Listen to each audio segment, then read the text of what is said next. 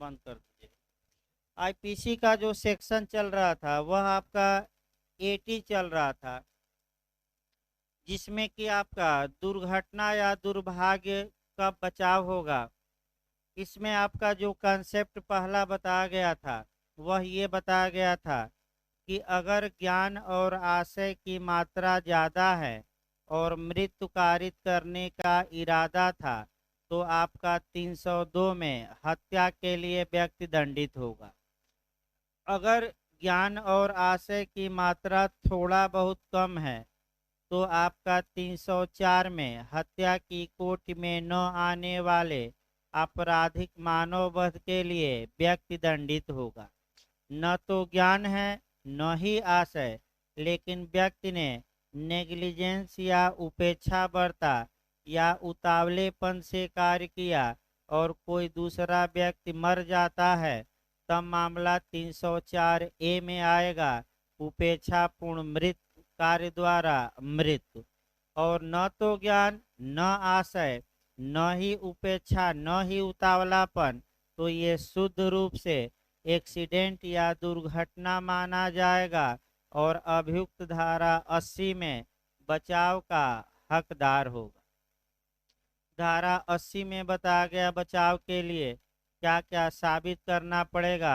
एक दो और लोग क्वेश्चन आपका बनाए हैं, उसको भी गौर किया जाए। ये बनाए हैं क्वेश्चन कि एक आदमी आपका पेड़ पर चढ़ा था, डाल काट रहा था, नीचे बच्चे खेल रहे थे, तो उस व्यक्ति का यह कर्तव्य है कि जो बच्चे नीचे खेल रहे हैं उनको हटा दे और तब डाल काटे, क्योंकि ये संभव है कि डाल हो सकता है टूट कर गिरे और जो बच्चे नीचे खेल रहे हैं उनको लग जाए, और अगर डाल लगने के कारण बच्चे मरते हैं तो ये माना जाएगा कि डाल काटने वाले ने 299 के तहत आईपीसी की धारा 299 के तहत आपराधिक मानव वध किया है, क्योंकि वह उचित सतर्कता और सावधानी नहीं बरता, तो उसका कर्तव्य था। अब बच्चे थोड़ा दूर खेल रहे हैं और कुल्हाड़ी उछल कर लग जाती है, सब कुछ सही था, तब कोई अपराध नहीं। एक लोग पूछ रहे थे ये भी। अब आपका दुर्भाग्य और दुर्घटना में अंतर भी देखना है कि जहाँ तक दुर्घटना की बात है और दुर्भाग्य की बात है, वैसे कानूनी तौर पर चाहे कार्य दुर्घटना हो चाहे दुर्भाग्य हो, कानून कोई अंतर नहीं मानता। लेकिन अगर अंतर पूछा ही जाए तो पहला अंतर आप बताएंगे कि दुर्घटना में एक पक्षकार को नुकसान होता है, जबकि दुर्भाग्य में माना जाता है दोनों को हुआ है। दुर्घटना आपका कह सकते हैं कि जो दुर्घटना और दुर्भाग्य की बात होती है, यहाँ भी थोड़ा सतर्क रहना है। एक आपका जो होता है अनाशयित और एक आपका अप्रत्याशित, यानी कि जिसकी हम प्रत्याशा भी नहीं कर सकते, वह आपका दुर्भाग्य। और जो अनाशयित होता है या आपका इरादा तो नहीं होता लेकिन कार्य हो जाता है, आपका उसको दुर्घटना। जैसे कि ए जा रहा है, आपका कह सकते हैं कि बस चला रहा है और अचानक बस का टायर भी फट गया और बस जाकर दो घर में घुस गई और घर के 4-5 लोग मारे गए। तो आशय नहीं था मारने का, सब कुछ सही था, लेकिन फिर भी 2-4 लोग क्या हुए, मारे गए। तो आगे देखा जाए, अब 80 के बाद आपका 81 पर आना है। 81 से भी एक क्वेश्चन आपका बनता है 81 से, पिछली बार भी आपका बना है। मैक्सिम भी इस पर याद रखना है, पिछली बार मैक्सिम बना था। तो पहले 81 का आप देखिए किस हिसाब से पढ़ना है और तब डायरेक्ट बाद में चला जाएगा। 81 पर 3 या 4 केस याद रखना है। निसेसिटी या आवश्यकता या अनिवार्यता को सेक्शन 81 में बचाव के रूप में आपका बचाव के रूप में मान्यता दी गई है। तो पहला क्वेश्चन ये आया कि निसेसिटी या आवश्यकता को या अनिवार्यता भी कहते हैं, को बचाव किस सेक्शन में दिया गया है। एक सेकंड भाई, एक बार चेक कर लीजिए अंकित भाई, तो आवाज जा रहे हैं ना सही। भाई बुला गया था क्योंकि आवाज ही सही नहीं जा रही थी पहले पीरियड में। फिर एक बार देखिए, पहला क्वेश्चन तो यही बनता है। फिर आपका अभी भूमिका देखिए 5 मिनट, और भूमिका से ही प्रयास करिए कि क्वेश्चन मिल जाए। उसके बाद तो बेयर एक्ट और जो केस है वो हम पढ़ाएंगे ही। कौन सा केस पूछा जाता है, जज का नाम पूछा जाता है, वो भी याद रखना है। फिर एक बार देखिए, आवश्यकता का मतलब ये हुआ कि अनिवार्यता या आवश्यकता ऐसी आन पड़ी है कि वह कार्य करना पड़ा और आवश्यकतावश करना पड़ा। तो ऐसी दशा में सर हेनरी मेन कहते हैं कि अगर दो बुराइयों में से, यानी कि व्यक्ति ऐसी कंडीशन में हो कि दो बुराइयों में से, यानी कि दो गलतियों में से एक गलती चुनना अनिवार्य हो, तो कानून ये कहता है कि आप ऐसी बुराई का चयन करिए जिससे कि नुकसान कम से कम हो।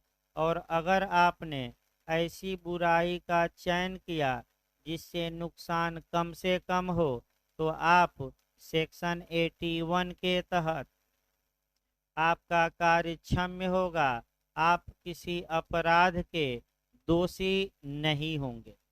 अब 2-3 उदाहरण ऐसा देखा जाए कि व्यक्ति ऐसी कंडीशन में आ गया है कि दो बुराई में से आपका एक चुनना ही पड़ेगा।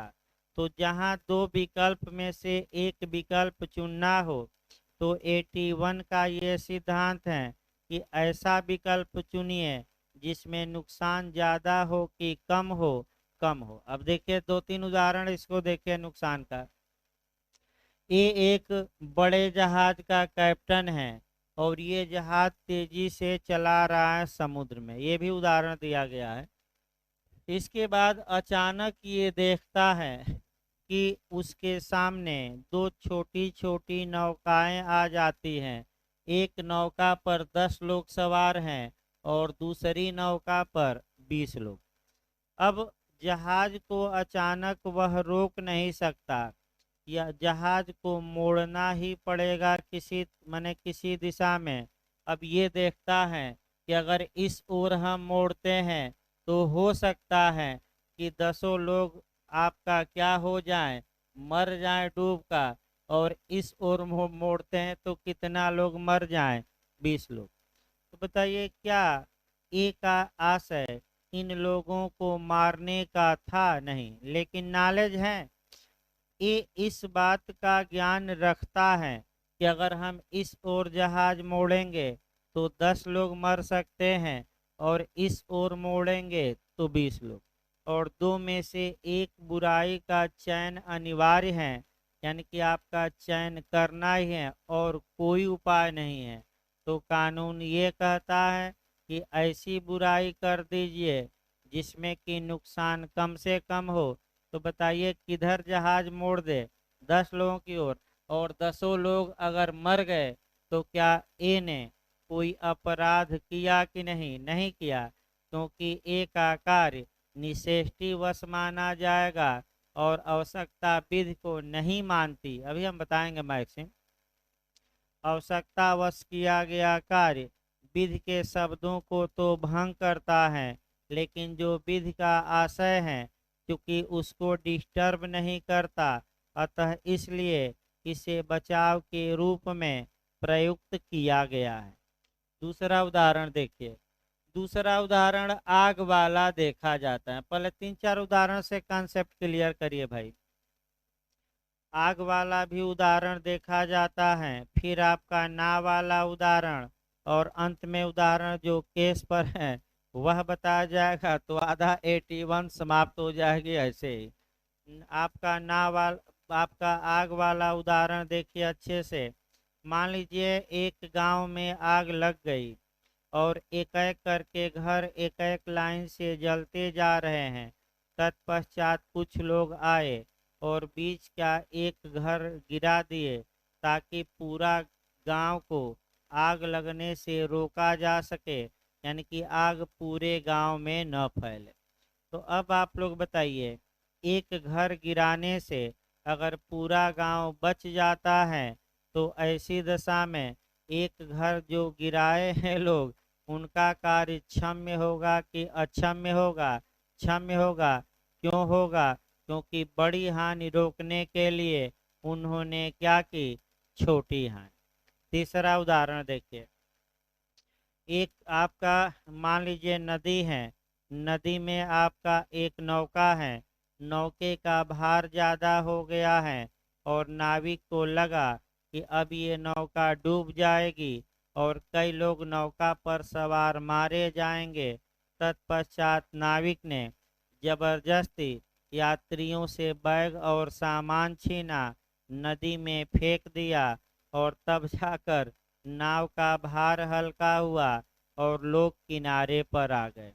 तो ऐसी दशा में मुकदमा किया गया नाविक पर। नाविक ने आवश्यकता का बचाव लिया और ये कहा कि हजूर, आवश्यकता या निसेष्टी ऐसी आ गई थी, अगर हम ये लगेज नहीं फेंकते तो ये लोग डूब कर क्या हो जाते? मर जाते। तो बताइए, बड़ी हानि रोकने के लिए छोटी हानि आवश्यकतावश कारित की गई कि नहीं? तो क्षम्य होगा कि अक्षम्य होगा नाविक? क्षम्य होगा। अब इसी को आपका कहावत भी कही जाती है कि जब नौका मझधार में थी तो राम अल्लाह और गाड याद आ रहे थे, और जब किनारे पर आए तो सब क्या हो गए? शेर हो गए। यानी कि आप लोगों पर भी यही कहानी है। यहाँ आप लोग पढ़ रहे हैं, जिस दिन आप सिलेक्शन पा जाएंगे उस दिन आपका किनारे पर आ जाएंगे, यानी कि 56 इंची सीना भी आपका हो जाएगा। तो रिकॉर्ड रहा है भाई हमारा भी, यानी कि आपका हमारा भी रिकॉर्ड रहा है कि भाई जो लोग सेलेक्ट कोचिंग से हो गए, आपका जल्दी हम भी फ़ोन नहीं करते। भाई ये है कि हम उन्हीं लोगों का लेकर तो ढोएंगे नहीं कि ये लोग सेलेक्ट हो गए। हमें तो अगली पीढ़ी देखनी है कि अगली पीढ़ी इस घोर कंपटीशन के दौर में कैसे पढ़ाया जाए कि जो लोग हमसे जुड़े हैं लास्ट में वे आपका मझधार में है बीच में, तो आपका कह सकते हैं कि किनारे आ जाएं और बैतरणी क्या कर लें? पार। बैतरणी पार मतलब कि नौका से नदी क्या कर लें? पार। तो नाविक ने कोई अपराध नहीं किया, वो किस धारा का बचाव लिया? आपका 81। अगला उदाहरण देखिए, उदाहरण ही ज्यादा पूछा जाता है। अगला उदाहरण माँ और बच्चे का देखा जाए। सेक्शन ये कवर कर लेना है आपको आईपीसी का 212 312 312 का हम उदाहरण दे रहे हैं। अगर डॉक्टर के पास ये विकल्प हो कि या तो वह माँ को बचा सकता है या गर्भस्थ शिशु को, तो अब यहाँ चुनाव करना है।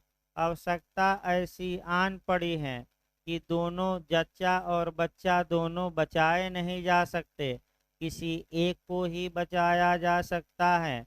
तो अगर डॉक्टर ने बच्चे की मृत्यु कारित कर दी और माँ को बचाने के लिए, तो डॉक्टर क्षम्य होगा कि उसका कार्य अक्षम्य होगा?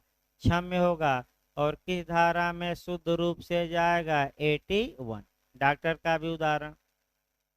अगला उदाहरण आपका आर बनाम डडले एवं स्टीफेन का केस है। यही केस आपका बार बार एक दो और उदाहरण दे दिया जाए तब, क्योंकि ये लास्ट केस रखा जाए, उसके बाद तो भाई आपका खत्म हो जाएगा। एक फिर उदाहरण देखा जाए। एक बिरादरी के लड़के ने दूसरे बिरादरी की लड़की से छेड़खानी कर दी थी। दूसरे बिरादरी के लड़के गांव माने लोग आपका लड़के के घर को घेर लिए थे और कहे कि आज हम इसको मार देंगे। तत्पश्चात लड़के के बिरादरी वालों ने लड़के का सिर मुड़वाया, फिर कालिख पोती और गधे पर बैठाकर, घोड़ा पर नहीं, गधे पर बैठाकर पूरे गांव में घुमाया। अब फिर लड़का मुकदमा कर दिया जो कालिख पोते थे। तो लोग कह रहे थे कि हमने बड़ी हानि रोकने के लिए क्या की, छोटी हानि। अगर हम तो गधा पर ही घुमाएंगे, ये लोग पा जाते तो क्या करते जान ले लेते। तो इसकी जान बचाने के लिए हमने क्या केवल किया, गधा पर ही बैठा के घुमाया काला मुंह करके। तो ये भी बड़ी हानि रोकने के लिए कौन हानिकारित की गई, छोट। अगला कंसेप्ट बनाना है कि संपत्ति की सुरक्षा, संपत्ति के मामले में ये नियम लागू होगा कि आपका व्यक्ति के मामले में, कि दोनों मामलों में। यानी कि ये बड़ी हानि रोकने, बड़ी हानि को रोकने के लिए आवश्यकतावश छोटी हानि कारित कर दी जाए, ये संपत्ति के बचाव में लागू होगा कि शरीर के, कि दोनों के। तो आप लोग बताइए, इतना मिक्स उदाहरण बताया गया, केवल संपत्ति का बताया गया कि शरीर की दोनों। भाई जैसे नाविक वाला था तो जीवन बचाना, डॉक्टर वाला भी था तो कौन बचाना, जीवन। और आग वाला था तो क्या बचाया गया, संपत्ति। तो संपत्ति और जीवन, आपका व्यक्ति, दोनों में ये धारा क्या होगी, लागू। अब ये अगला सिद्धांत आइए भाई, है जगह भाई, नहीं तो बैठिए वहीं बैठिए भाई पीछे।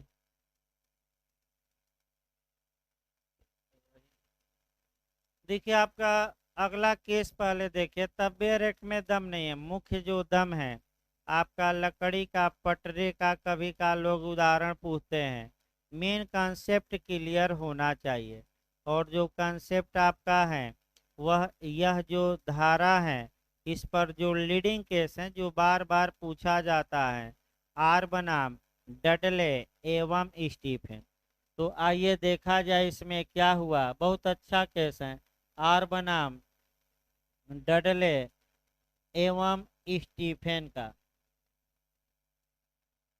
इसमें 4 लोग थे, 4 लोग बना लिया जाए। आपका एक डडले हो गया, दूसरा स्टीफन हो गया, तीसरा ब्रुक्स हो गया, और चौथा आपका पार्कर, पार्कर हो गया। देखिए भाई क्या हुआ था इस केस में। जज का नाम पूछा जाता है, जे में भी कोटेशन आ गया है, कोलरिज, रट कर जाइएगा, कोलरिज जज थे। और इनका कोटेशन ही ज्यादातर इस समय पूछा जा रहा है। पहले केस देखिए क्या हुआ, 2-4 मिनट, तब निर्णय सुनाया जाए। आपका इस केस में हुआ क्या ये देखा जाए। जैसे टाइटैनिक हादसा हुआ था और टाइटैनिक फिल्म भी बनी है, उसी प्रकार समुद्र में एक बड़ा जहाज में हादसा होता है। अब जब बड़े जहाज में हादसा होता है तो आप देखे होंगे कि सबसे पहले आपका जहाज में कुछ ट्यूब रखे जाते हैं ताकि लोग ट्यूब पकड़कर समुद्र में कूद जाएं, तो कुछ आपका जल्दी डूबेंगे नहीं। दूसरा, छोटी छोटी नौकाएं रखी जाती हैं, इसलिए रखी जाती हैं कि अगर जहाज डूबने लगे तो उन नौकाओं को समुद्र में उतारा जाए और उतार कर कुछ लोगों को बचा लिया जाए। सभी तो नहीं बच पाएंगे, जैसे टाइटैनिक में भी आपका देखे होंगे फिल्म में, लोग कूद रहे थे आपका सिक्का उछाल कर, तो बाजी लगाकर। तो कूदने में ये होता है कि पहले बूढ़े बुजुर्ग कूदें, क्योंकि अब वो ऊपर जल्दी जाएंगे और बच्चों को क्या किया जाए, बचाया जाए। तो सेम उसी प्रकार इस केस में टाइटैनिक जैसे हादसा होता है और 4 लोग एक छोटी नौका पर सवार होते हैं।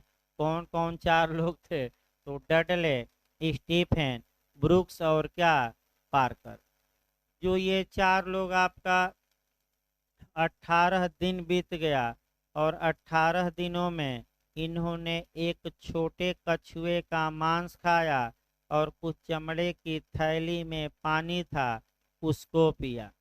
तत्पश्चात इनकी भूख मिटी नहीं, तो आपका डडले और स्टीफन ने ये कहा कि चलो ये पार्कर छोटा लड़का है, क्यों न इसको ही मार कर खा लिया जाए और इसका ही खून पिया जाए, क्योंकि बचने का एक ही उपाय है कि एक को जाना पड़ेगा, यानी कि 4 लोगों में से एक को क्या करना पड़ेगा, मारना पड़ेगा।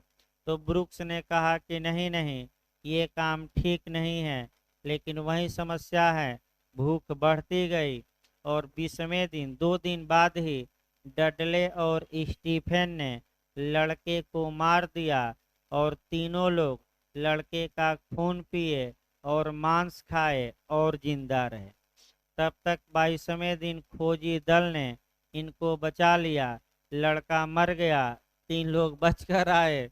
तो क्योंकि ब्रुक्स आपका इनकार कर दिया था, खाया जरूर था मांस, लेकिन मारने से क्या कर दिया था, इनकार। तो डडले और स्टीफेन पर लड़के की हत्या का मुकदमा चला।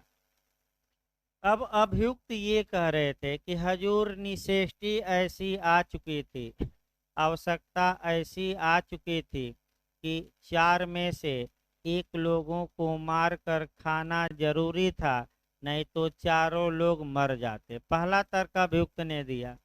दूसरा तर्क ये दिया कि हजूर अगर हम लोग माने समुद्र का पानी पीते खा रहा तो ऐसे ही मर जाते, तो इसका खून पीना भी क्या था, आवश्यक था। और अतः हमें अनिवार्यता का या आवश्यकता का 81 में, जो आईपीसी भारत में है, 81 में बचाव दिया जाए। प्रोसिक्यूशन या अभियोजन का ये कहना था कि कोई ऐसी आवश्यकता नहीं आन पड़ी थी, पहला।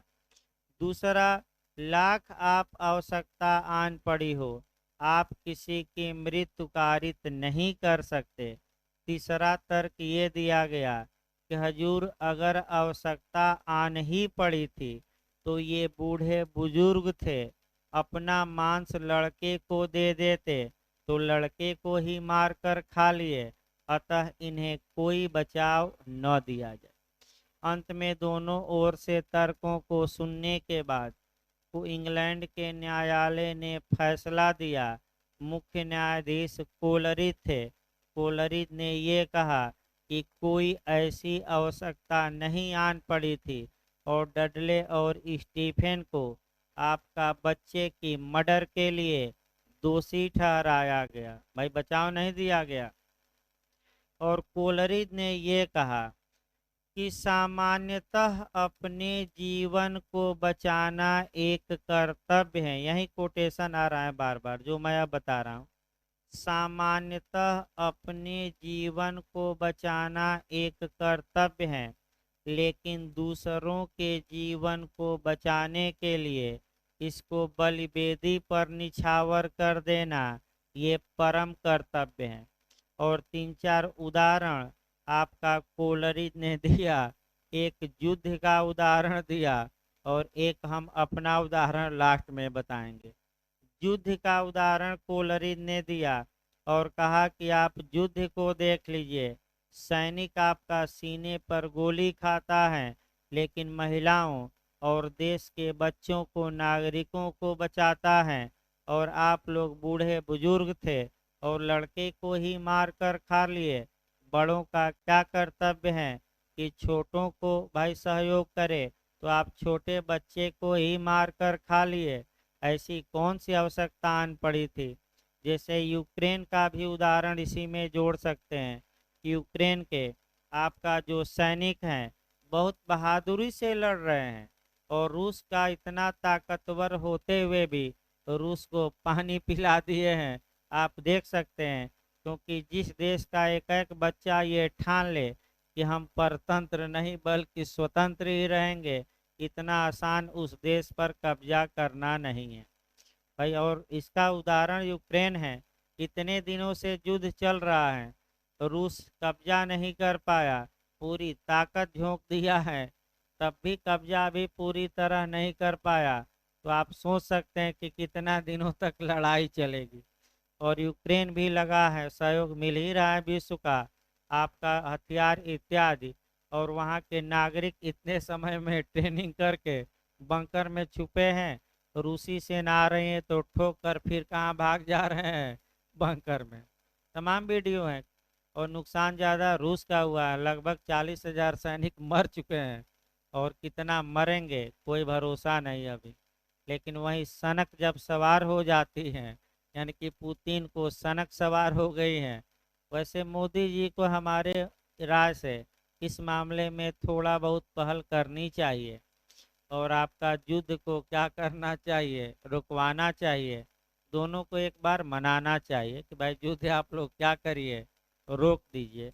आगे बढ़ा जाए भाई। इसमें कोलरिज का कोटेशन याद रखिए। अब हम अपनी भाषा में कहा जाए तो न्यायालय ने ये कहा कि ये अभी 16 साल का लड़का था, अभी 16 बसंत ही पार किया था, तुम लोग बूढ़े हो गए थे, अब ऊपर पहुंच जाते, इसकी पूरी जवानी बाकी थी, तो क्यों नहीं तुम लोग इसको अपना खून मांस दे दिए कि छोटे लड़के को ही मार कर खा जाओगे। अतः कोई बचाव नहीं, और तुम्हें क्या किया जा रहा है, मर्डर के लिए दंडित। अब आइए पहले बेयर एक्ट बाइज तोड़ा जाए तब आपका और चीज़ें। अभी केस होस है आपका 2-3 मैक्सिम है। वैसे कंसेप्ट आपका क्लियर करा दिया गया और केस भी बता दिया गया। अब एक बार आपका पहले बेयर एक्ट देखा जाए और तब मैक्सिम, और 2-3 बातें ही बची हैं, ज़्यादा बचा नहीं। अब आपका बेयर एक्ट एक बार देखिए भाई आपका। हाँ। क्या?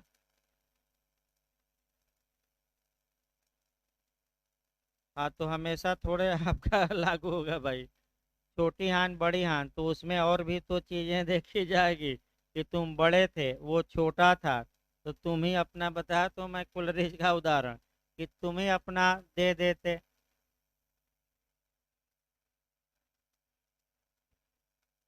नहीं, तो अगर आपका बड़े लोगों ने अपना खून मांस छोटे लोगों को दे दिया होता तो कोई दिक्कत नहीं थी, कुलरीज नहीं का।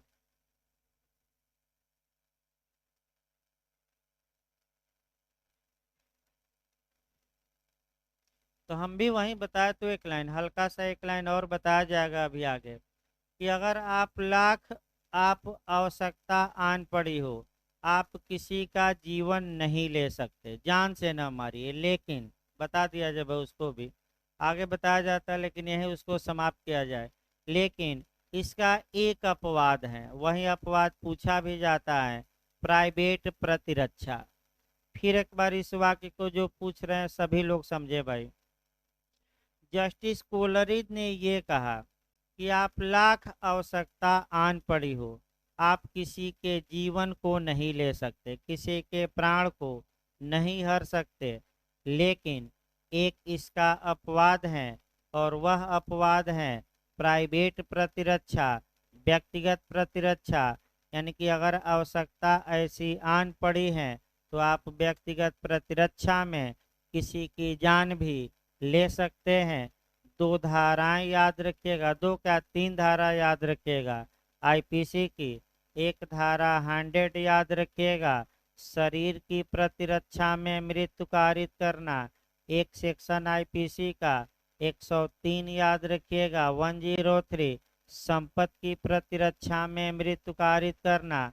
और सबसे सशक्त धारा आईपीसी की है प्राइवेट प्रतिरक्षा में 106, जहाँ की किसी इनोसेंस को, किसी निर्दोष को भी मारकर कुछ दशाओं में आप अपने को बचा सकते हैं। तो अपवाद हैं, और अपवाद इसमें कौन है, प्राइवेट प्रतिरक्षा। फिर बैक हो जाए बेयर एक्ट पर भाई। बेयर एक्ट आपका देखिए 81 पर, तब आपका मैक्सिम और कुछ और बातें बची हैं। कार्य जिससे अपहान कारित होना संभाव्य है, किंतु जो आपराधिक आशय के बिना और अन्य अपहान के निवारण या अन्य नुकसान को रोकने के लिए किया गया है। इसका मतलब ये हुआ कि जो व्यक्ति कार्य करता है वह जानता है कि इस कार्य से नुकसान होने की संभावना है, लेकिन उसका आशय उस नुकसान को कारित करने का नहीं रहता। यानी कि नॉलेज रहता है कि ये हो सकता है, लेकिन क्या नहीं रहता, आशय। तो फिर एक बार देखिए, धारा 80 और 81 में तुलना कभी काल की जाती है।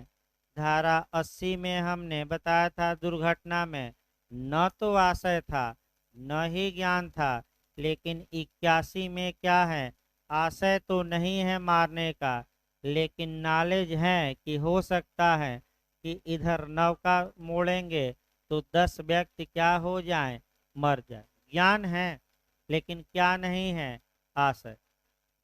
ये भी पॉइंट पूछा गया है, याद रखिएगा। 81 में किसका अभाव रहता है, आशय का कि ज्ञान का कि दोनों का, तो आशय का। और 80 में किसका अभाव होना चाहिए, ज्ञान का भी और आशय का भी। देखिए अगला शब्द भाई, कोई बात केवल इस कारण अपराध नहीं है कि वह यह जानते हुए की गई है कि उससे अपहानकारित होना संभाव्य है।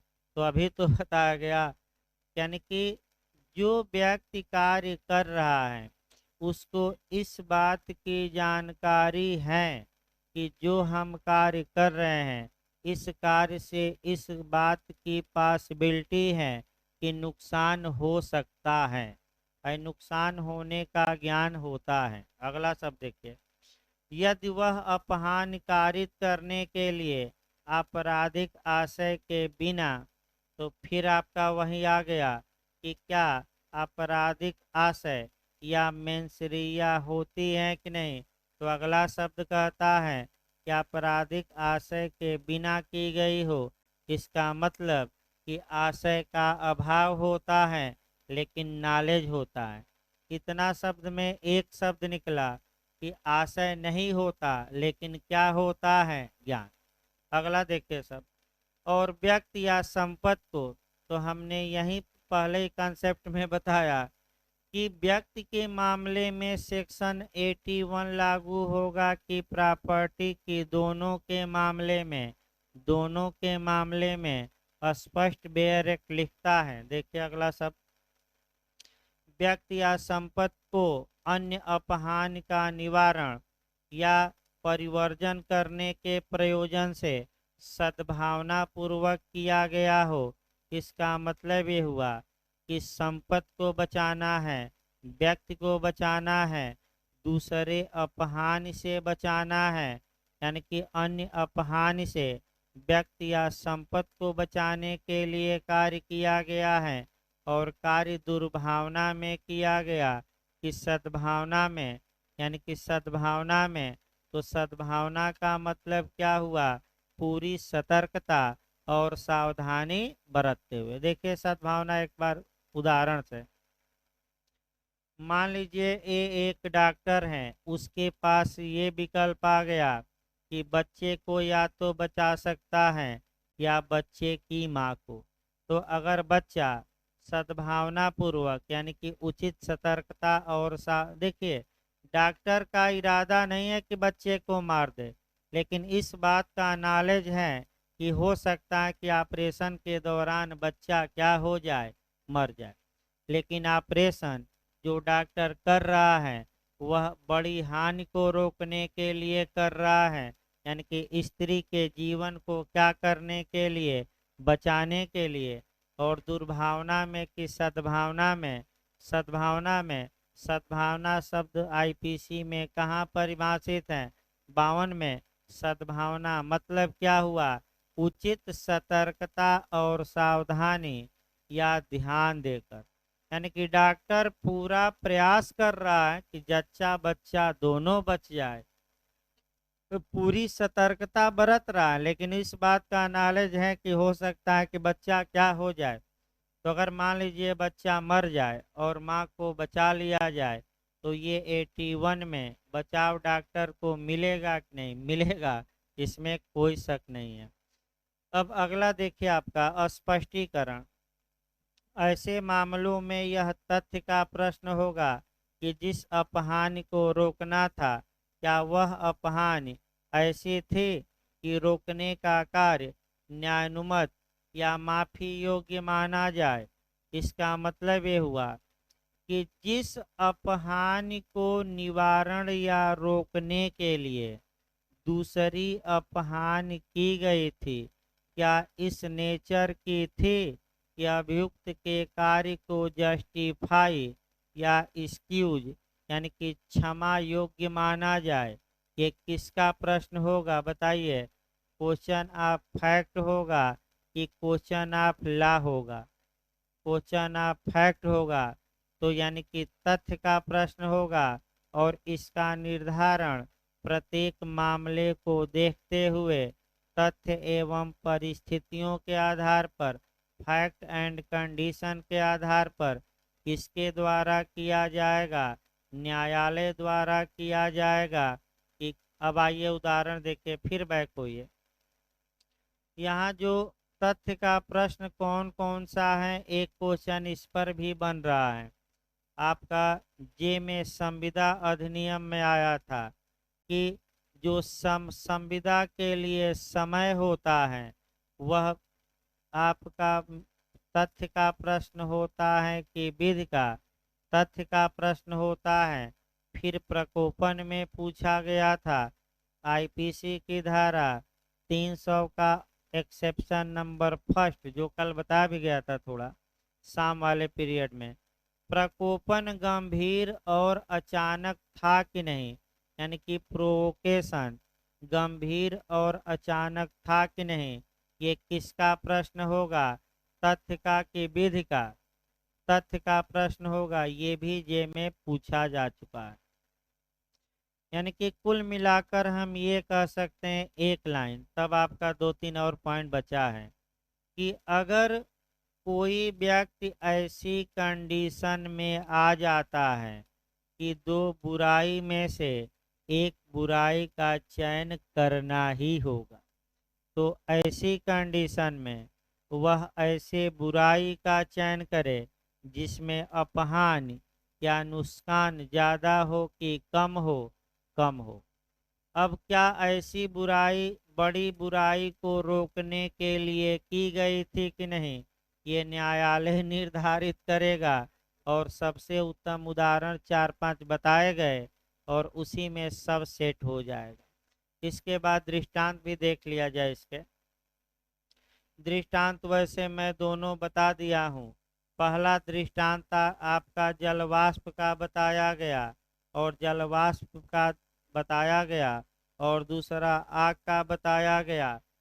तो दोनों मैं दृष्टांत पहले ही बता चुका हूँ, फिर एक बार एक लाइन बता दिया जाए। ये एक मने नदी में बड़ी नौका चला रहा है, अचानक दो छोटी छोटी नौकाएं इसके सामने आ जाती हैं। एक पर मान लीजिए कि कम लोग सवार हैं और एक पर क्या ज़्यादा।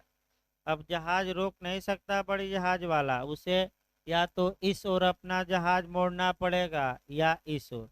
तो बताइए आपका किस ओर मोड़ेगा तो बड़ी हानि हो सकती है 20 लोगों की ओर, और किस ओर मोड़ेगा तो छोटी हानि की आशंका है 10 लोग। तो ऐसी दशा में अगर 10 लोगों की ओर अपना जहाज वो मोड़ देता है, वो छोटी नौका डूब जाती है, 10 लोग मर जाते हैं। लेकिन उचित सतर्कता और सावधानी से नाव मोड़ा है, बचाने का पूरा प्रयास किया, फिर भी 10 लोग डूबकर क्या हो गए? मर गए। तो क्या ए ने अपराध कोई किया कि नहीं? नहीं किया। और 81 के तहत वह बचाव का क्या होगा? हकदार। दूसरा उदाहरण, आग लगने वाला बीच का मकान ही गिरा दीजिए। तो बताना नहीं उदाहरण, दोनों मैं पहले ही क्या कर चुका हूँ, बता चुका। अब देखिए आगे केस 2-3 और समस्याएं पूछी जाती हैं। 81 का मैक्सिम पूछा जाता है। 81 इस मैक्सिम पर आधारित है, इस सुक्ति पर आधारित है कि आवश्यकता विधि को नहीं मानती, आवश्यकता विधि को अधिभूत कर लेती है, अपने बस में कर लेती है। यानी कि आवश्यकतावश किया गया कार्य कानून के शब्दों का तो उल्लंघन करता है, लेकिन जो कानून का इंटेंशन है, जो कानून का आशय है, उसको भंग नहीं करता। अतः ऐसी दशा में, इसको इंग्लिश में दिया भी है, क्योड निसेसिटास नॉन हैबिट लिगम, क्योड निसेसिटास नॉन हैबिट लिगम, इसका मतलब ये हुआ कि आवश्यकता विधि को मानती है कि नहीं मानती, नहीं मानती। अगला देखिए आपका केस अब बताना है। और पहला जो आग वाला था वह कोप बनाम सार्प का केस है, यानी कि जो हमने आग वाला केस बताया वह आग वाला केस है। अब केस केवल बता दे रहे हैं, उदाहरण फिर नहीं। कोप बनाम सार्प लिख दिया जाए भाई। ये आग वाला केस है, जो हमने बताया कि आपका क्या करिए, कुछ हिस्सा मकान का या जहाज का बीच से काट कर क्या करिए, अलग। दूसरा आपका माउस का वाद है। माउस, माउस का वाद है। ये जो वाद है ये नाव से सामान फेंकने वाला। तो भी मैं उदाहरण बता दिया हूँ कि नाव पर लगेज ज़्यादा था, तो सामान को मैंने नाव को हल्का करने के लिए सामान को क्या किया गया, नाविक द्वारा मैंने समुद्र या नदी में फेंक दिया गया। तो कौन सा केस है जिसमें नाविक को बचाव मिला, माउस का। अगला केस देखिए। अगला केस आपका कह सकते हैं कि जो आपका पढ़ना है वह आपका धनिया दाजी का केस है। ये लिख के बताना है, धनिया दाजी।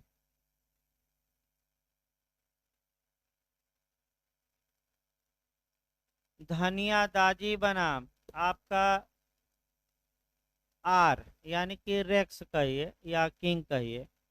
ये 1868 का केस है, बहुत पुराना है। धनिया दाजी का बस केस याद रखिएगा।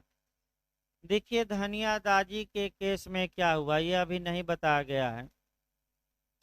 ये केस आपका ताड़ी वाला केस कहा जाता है, उपनाम तरकुल।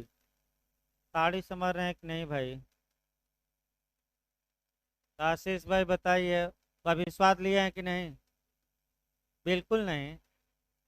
हम तो चलिए, कम से कम अभियुक्त अपना अपराध क्या कर लिया। अब जब अभियुक्त अपना अपराध स्वीकार ही कर लिया तो इस बारे में अब बहस करना और साक्ष्य लेना क्या है, आपका निरर्थक है। यही दोष सिद्धि कर दी जाए। देखिए भाई, आपका आपका कबीर दास भी कहे हैं, तमाम दोहे भी हैं कि बड़े हुए तो क्या हुआ, जैसे पेड़ खजूर। तो खजूर न करके ताड़ी कह दिया जाए, जैसे पेड़ ताड़ी का। और आपका पंछी को छाया नहीं और ताड़ी चूहे अति दूर।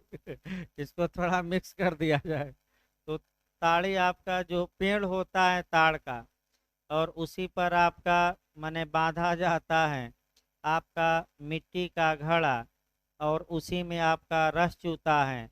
वह रस 2 बूंद वाला है, लोग पीते हैं, पीकर नशा भी होता है थोड़ा बहुत, शरीर भी स्वस्थ रहता है, और शरीर जो पतले रहते हैं मोटे भी हो जाते हैं, माने दवा का भी काम करता है। लेकिन ताड़ी पी लेने के बाद आपका थोड़ा बहुत नशा जरूर करता है, इसमें कोई शक नहीं है। तो एक औरत थी धनिया दाजी, ताड़ी यानी कि तरकुल का वृक्ष था। तो फिर जूरिस्प्रूडेंस में एक क्वेश्चन पूछा जाता है भाई, एक क्वेश्चन जूरिस्प्रूडेंस का याद रखे कि आस्टीन विधि शास्त्र में ताड़ का वृक्ष है, इसको पाम स्ट्रीट कहते हैं ना हो, इंग्लिश में क्या, पाम ना, पाम ट्री शायद, हमें लगता है तरकुल का वृक्ष को पाम ट्री कहते हैं। यानी कि आस्टीन विधि शास्त्र में ताड़ का वृक्ष है, यानी कि लंबी लंबी बातें तो फेंकता है कि हमारे गांव में तो 52 बीघा क्या बोया जाता है, पुदीना, 50 बीघा तो प्याज लगी है, चल कर देख लीजिए आपका ये। तो कई लोग आते हैं तो पूरा बड़ाई करते हैं, अरे भाई हमें क्या मतलब, आप राजा के घर के हो, रंक के घर के हो, हमें क्या मतलब 52 बीघा आपके पुदीना से क्या ला कर दे रहे हैं। ला कर देते तो कुछ मतलब ही रहता। वैसे ही मैं नहीं लेता जल्दी सामान उमान।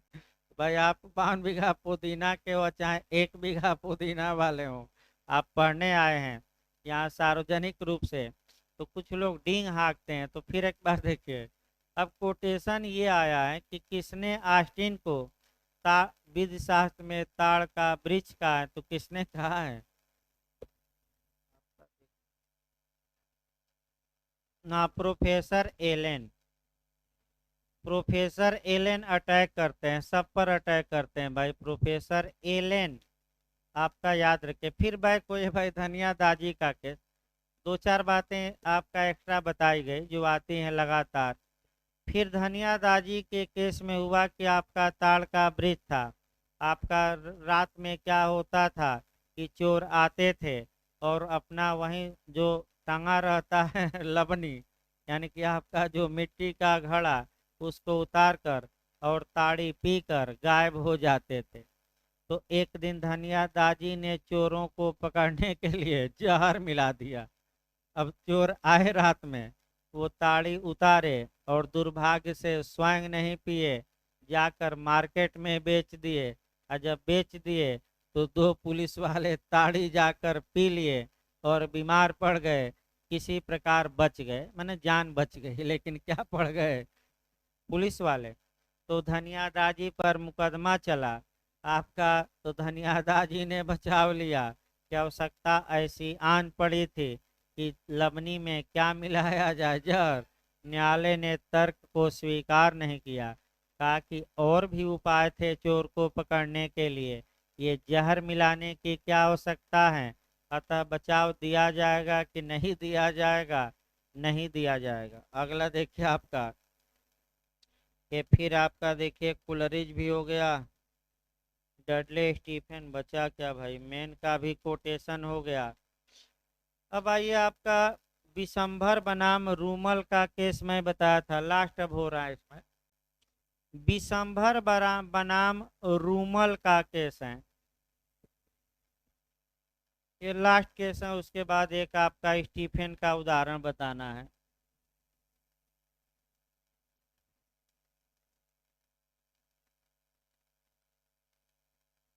विशंभर बनाम रूमल का केस है, और ये जो केस है आपका, जो मुंह काला करके पूरे गांव में घुमवाया गया था, वही वाला केस है। और जो लोग घुमाए थे उनको बचाव दिया गया, क्योंकि उसकी जान को खतरा था। और जान को बचाने के लिए आपका कह सकते हैं कि इस लड़के को मुंह काला करके गांव में क्या किया गया, गधे पर बैठा के घुमाया गया। तो इसमें बचाव मिल गया था लोगों को, किसकी? आवश्यकता का। अंत में आइए आपका जो पूछा जाता है वह आपका तख्ता का उदाहरण या पटरे का उदाहरण। तो पहला पटरा समझिए, और एविडेंस में भी दिमाग लगा रही है। अगर लकड़ी का पटरा है, उस पर कोई व्यक्ति चिन्ह बना रहा है, तो किस विद्वान ने इसे दस्तावेज माना है? बेस्ट ने प्राथमिक की द्वितीयक, प्राथमिक। और ये आपका, फिर आइए, लकड़ी के पटरे का उदाहरण आपका स्टीफन ने दिया है। वैसे ये उदाहरण कभी आपका कंपटीशन में पूछा नहीं गया ज़्यादा, हाँ समाज के लोग जरूर पूछते हैं। अब आइए लकड़ी के पटरे का उदाहरण का एक एक करके देखा जाए। तीन कंडीशन स्टीफन महोदय बता रहे हैं। एक, लकड़ी का पटरा है, नदी या समुद्र में तैर रहा है, दो व्यक्ति आते हैं, वह पटरा दोनों का भार सहन कर सकता है, दोनों बैठ जाते हैं, कोई दिक्कत नहीं। लेकिन एक व्यक्ति आपका कह सकते हैं कि पटरे पर बैठा है, दूसरा व्यक्ति पटरे पर बैठने आता है, और पटरा दो तीन लोगों का भार ढो सकता है, तो और एक लात मार देता है जो बैठा है, और दूसरा डूब जाता है।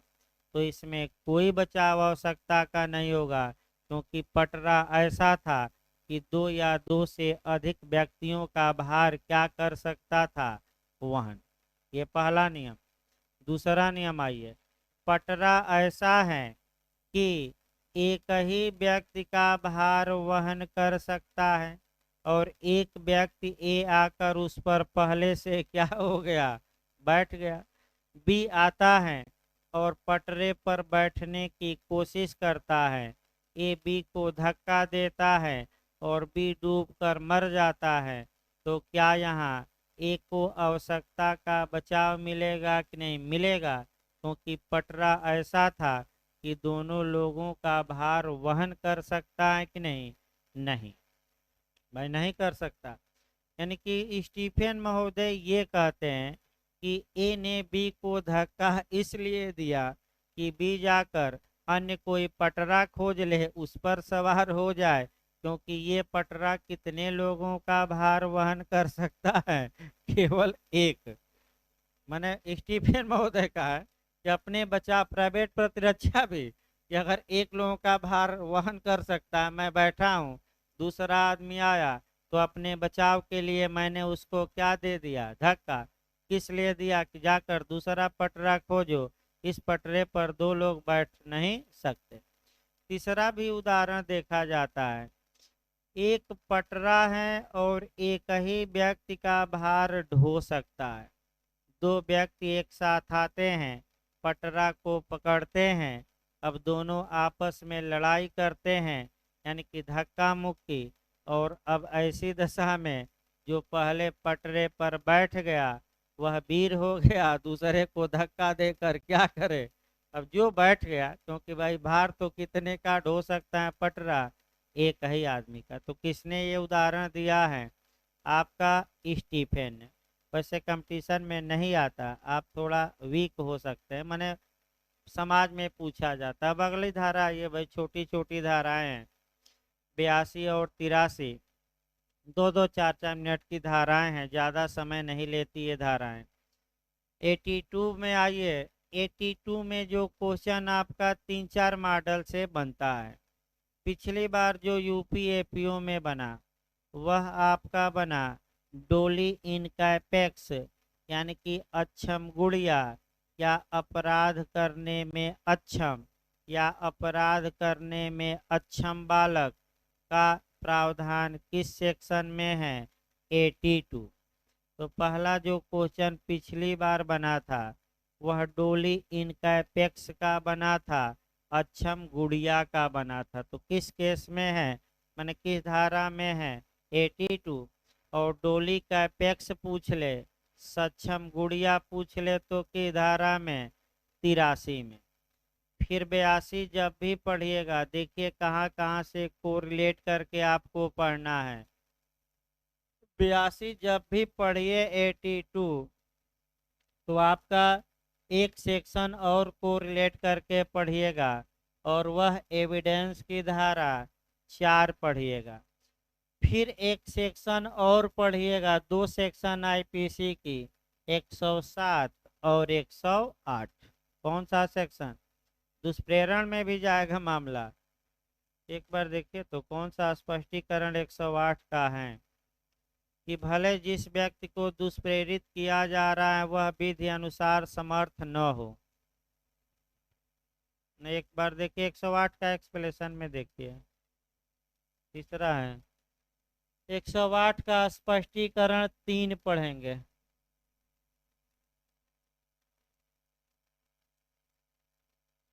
देखिए 1-2 मिनट इसको। अभी कॉन्ट्रैक्ट चलेगा भाई आपका, क्योंकि 2 दिन से रुका है, 3 दिन से, तो आज आपका कोसाई कॉन्ट्रैक्ट। अभी 2-4 मिनट देखिए, फिर इसको कल हम डिटेल में देखेंगे, क्योंकि आपका लंबा लंबा थोड़ा क्लास चल रहा है इसलिए आपका, क्योंकि एविडेंस जल्दी निपटाना है। आईपीसी में तो थोड़ा समय लगेगा, वैसे निपटाने का तो आईपीसी 5 दिन में भी निपटाया जा सकता है, लेकिन थोड़ा अच्छे से पढ़िए, अभी समय है, कोई जल्दीबाजी नहीं है, एक ही दिन में सब खत्म कर दिया जाए। आपका 4-5 क्वेश्चन शुरुआती दौर में याद होने चाहिए। पहला आपका याद होना चाहिए डोली इन कैपेक्स का सिद्धांत, तो 82 में है। कितने वर्ष से कम का बच्चा है? 7 वर्ष से कम का बच्चा है, यानी कि कोई बात अपराध नहीं है जो ऐसे शिष्य द्वारा की जाए जो अपराध करते समय। तो बताइए एज किस समय देखी जाएगी? जिस दिन अपराध किया कि उसके पहले की बात? जिस दिन अपराध किया कितने वर्ष से कम हो, आपका 7 से कम हो। अब ऐसे बच्चे को आंशिक बचाव दिया गया कि पूर्ण बचाव, पहले कॉन्सेप्ट बताइए। यानी कि पूर्ण बचाव मतलब कि क्या किसी भी अपराध के लिए सजा दी जाएगी कि नहीं? नहीं। अब आइए, यानी कि मात्र अगर न्यायालय में एक बात प्रूफ कर दी जाए कि जिस दिन बच्चा अपराध किया था उस तारीख को उसकी एज 7 वर्ष से कम थी, तो यह इस बात का निश्चायक सबूत होगा, अकाट्य तर्क होगा, निर्विवाद प्रमाण होगा कि बच्चा अपराध करने में क्या था, अक्षम। तो बताइए एविडेंस में निश्चायक सबूत किस धारा में परिभाषित है? 4 में। तो 82 से कौन सी धारा जोड़कर पढ़ेंगे एविडेंस की? 4। और एविडेंस में निश्चायक सबूत पिछली बार जे में पूछा गया कितनी धाराओं में बताया गया? 3, 41, 112 और 113। तो निश्चायक सबूत होगा। फिर एक बार याद रखिए अगला कंसेप्ट, अगर कोई व्यक्ति किसी 7 वर्ष से कम के बच्चे से अपराध करवाता है तो भले बच्चा बचाव का हकदार हो, लेकिन जो बच्चे को क्या किया है, दुष्प्रेरित किया है, वह बचाव का हकदार होगा कि नहीं? नहीं होगा। तो ये कहाँ से कंसेप्ट निकलेगा? तो आपका जवाब रहेगा धारा 108 के किस एक्सप्लेनेशन से? आपका 3 से। देखिए क्वेश्चन कौन लास्ट में बता दे, उदाहरण जो पूछा जाता है। एक बच्चे को 2 मॉडल से पूछा जाता है। यहाँ देखिए दोनों मॉडल लास्ट में हम बता रहे हैं 108 के में। एक 7 वर्ष से कम के बालक को एक गिलास में जहर पानी में मिलाकर देता है कि वह बी को दे दे और वहां से गायब हो जाता है, माने वहां उपस्थित रहता है कि अनुपस्थित? आप सतर्क रहिएगा, उपस्थित अनुपस्थिति में अंतर आ जाएगा। वहां वह अनुपस्थित हो जाता है, बच्चा उस उकसाहट में जाता है और बी के पास सी रहता है, उसी को गिलास दे देता है और सी जहर पी के मर जाता है। तो ऐसी दशा में अब आप बताइए बच्चे ने कौन सा अपराध किया? क्योंकि बच्चा तो 7 वर्ष से क्या था, तो कौन सी धारा में बच्चा बचाव का हकदार होगा? 82। और जो बच्चे को दिया था आपका गिलास में जहर डालकर, वह किसके लिए दायी होगा? हत्या के दुष्प्रेरण। फिर एक बार देखिए, अगर वह बच्चे को जहर दिया और घटना स्थल पर उपस्थित रहता, यानी कि जब बच्चा गिलास में जहर लाकर जा रहा है, जो जहर दिया है वह क्या रहता है? उपस्थित रहता है, तब हत्या के दुष्प्रेरण के लिए नहीं, उसका दायित्व बदलेगा और डायरेक्ट किसके लिए दोषी होगा? हत्या के लिए। तो पुराने लोग बताइए ये कौन से सेक्शन में जाएगा? 114 में। कौन सा सेक्शन? 114। और 114 में सिद्धांत क्या है? Joint liability. यानी कि कौन सा सिद्धांत है? संयुक्त दायित्व। अब आप कहेंगे कि बी को मारने के लिए दुष्प्रेरित किया गया था और मार किसको दिया गया? सी को। तो ये माना जाएगा कि सीधे सी को ही मारने के लिए क्या किया था? दुष्प्रेरित। यदि उस दुष्प्रेरण का अधिसंभाव्य परिणाम था कि बच्चा बगल में बैठे व्यक्ति को भी जहर दे सकता है। तो कल आपका 82 और शुरू किया जाएगा, मैंने 82 और बताएंगे, अभी थोड़ा नियम कायदा। तो अभी 10 मिनट बाद भाई आपका कॉन्ट्रैक्ट की क्लास चलेगी, 10 मिनट बाद संविदा नियम चलेगा अभी।